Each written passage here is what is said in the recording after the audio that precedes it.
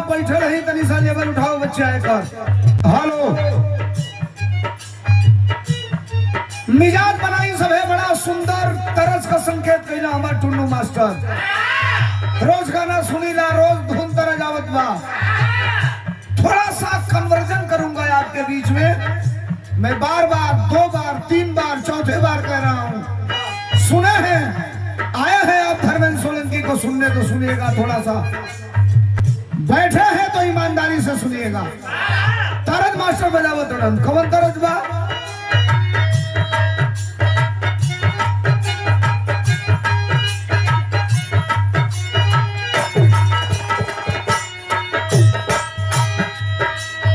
और से सुननी सब है कि कोनो लड़का कोनो लड़की के बीच का मोहब्बत का बात रहा।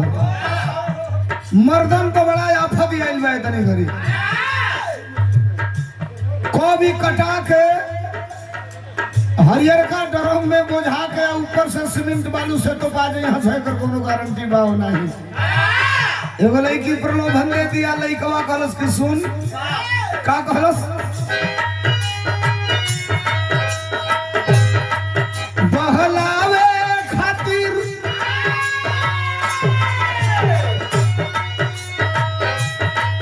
बहलावे खातिर दिल हमसे इकरार करेलू।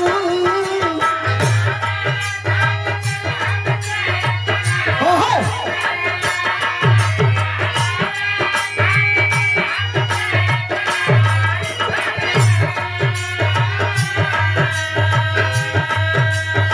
हमारा आवाज में और विरहा जगत की एक खूबसूरत शानदार गायिका खुशी यादव हम दोनों के आवाज में आपको सुनने को मिला होगा। सुनिएगा ये गीत हम बोले बनी का बोले बनी। बहलावे खातिर दिल हमसे इकरार करेलू, हम जाना पानी के तरह से तू प्यार करेलू, हम जाना पानी के तरह से तू प्यार करेलू।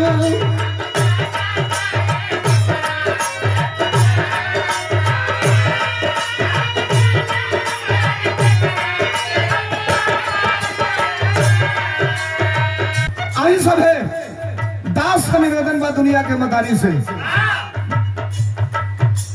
भक्त का कहना है सबका उद्धार करेलू, सबका नैया पार करेलू। कबो कबो तो रोज गाईला रोज बजाईला घर से चलीला तो ई बुझाला कि आज गाइए ना पाई। महीना में 30 दिन होला, कहियो कहियो 40 दिन गावे पड़ेला दिन रात मिला के। आईला नजर बंद करीला तो के याद करीला, एक अदृश्य शक्ति आती है और कहती है कि तू गा मैं हूं न तेरे साथ। कैसे मास्टर बाजेला रोज करताल,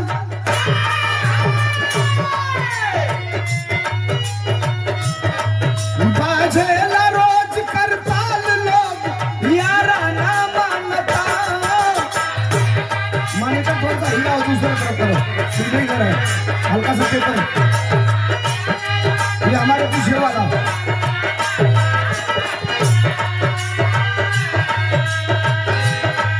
बाजेला रोज करताल लोग यारा ना मानता, तोहरे कृपा से सोलंकी के जमाना जानता, तोहरे कृपा से सोलंकी के जमाना जानता।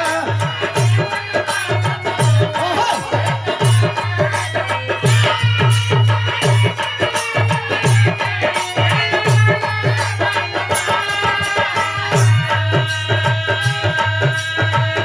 कोटेशन है, बहुत बात करने की जरूरत नहीं। मन की तरंग मार लो बस हो गई भजन, आदत बुरी सुधार लो बस हो गई भजन।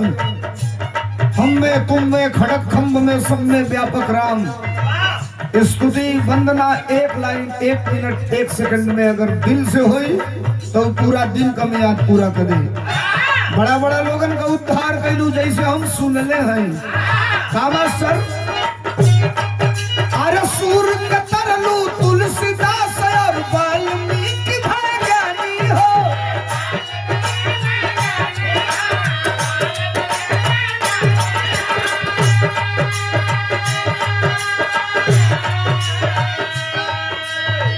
बार बार केहू कहत रहा हर से।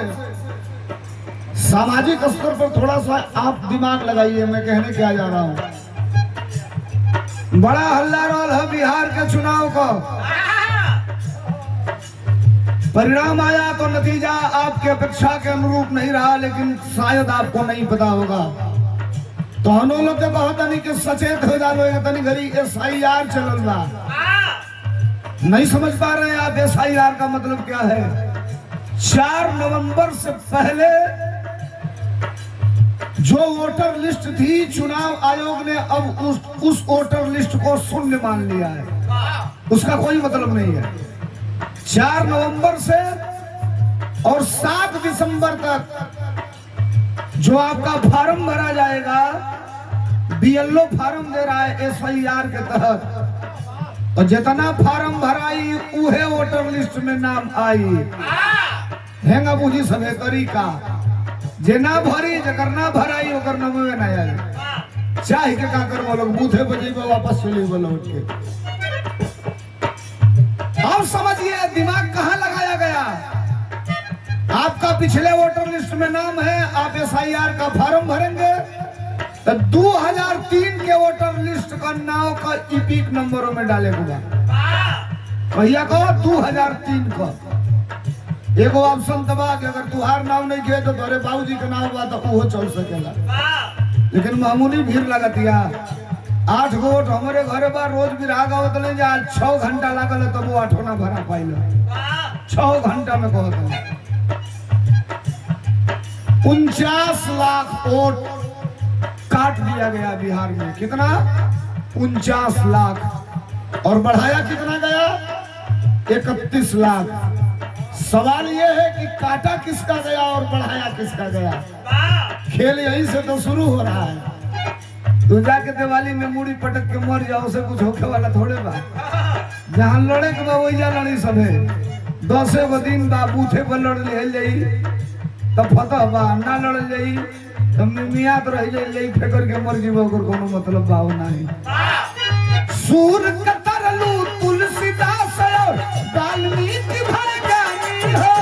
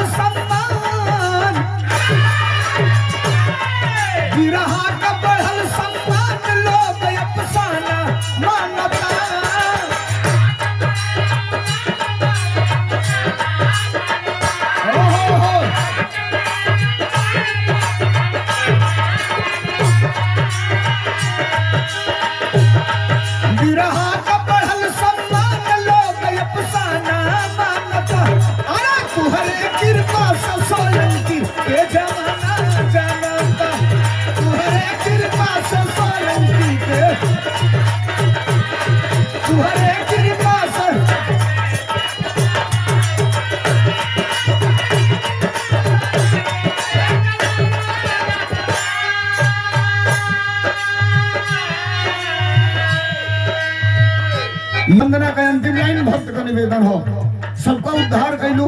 हमार वल्दियत कहा, हमार खानदान कहा। टाइम ज्यादा हो गई हो, बिरहा सुनावे के हो। कैसे? अरे गुरु बिहारी गुरु गणेश का केहू नहीं जोड़ मिलल।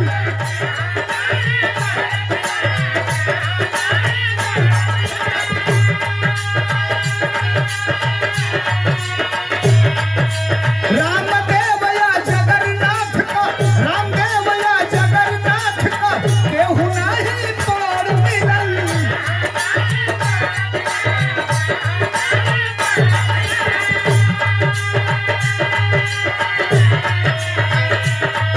अरे गुरु बिहारी गुरु गणेश का केहू नहीं जोड़ मिलल।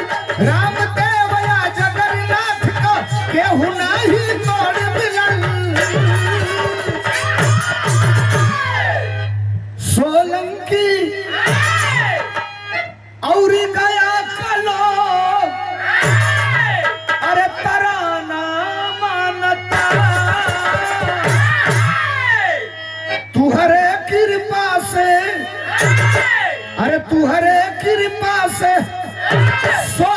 सोलंकी के अरे जमाना जानता तुम्हारे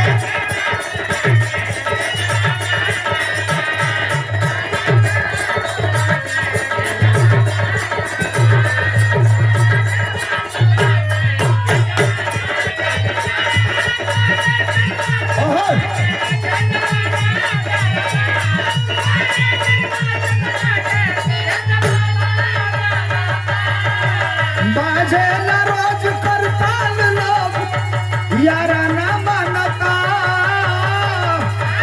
तोहरे कृपा से सोलंकी के